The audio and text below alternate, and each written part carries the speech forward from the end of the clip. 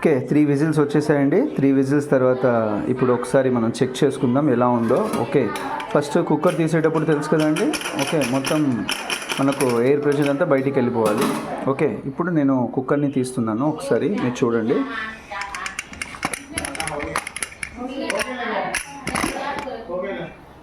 చూసారా?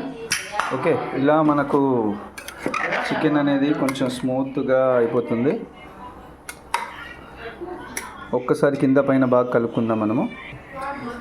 చూసారా, కొంచెం వాటర్ ఉంది కదా, దాన్ని కొంచెం మనము మరిగిచ్చేద్దాము సిమ్లో పెట్టేసి. ఓకే, ఇలా స్టవ్ ఆన్ చేసేసి ఓకేనా, మనము నీళ్ళు మొత్తము ఇంకిపోయేలాగా కొంచెం సేపు పెట్టుకుందాం. ఓకే, చూడండి ఇంకా కొన్ని నీళ్ళు ఉన్నాయి కదా, ఇంకొంచెం ఇంకిపోనివ్వండి. తర్వాత మనము దీంట్లో నుంచి ఓకేనా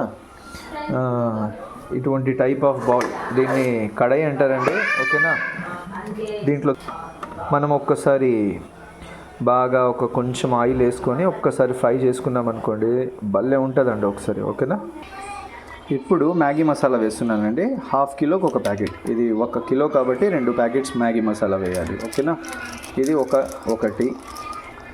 ఓకే, నెక్స్ట్ ఇంకొక ప్యాకెట్ వేస్తున్నాను చూడండి. ఓకే, ఇంకొక మ్యాగీ మసాలా ప్యాకెట్. ఓకేనా, 1/2 కిలోకి ఒకటి గుర్తుపెట్టుకోండి. కొంచెం కరివేపాకు వేద్దాం. ఓకేనా, కొంచెం.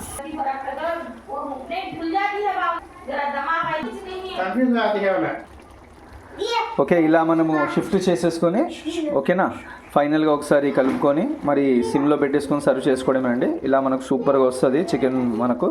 ఓకే, చూసారా మనకు ఎంత ఈజీగా అయిపోతుందో, రైట్?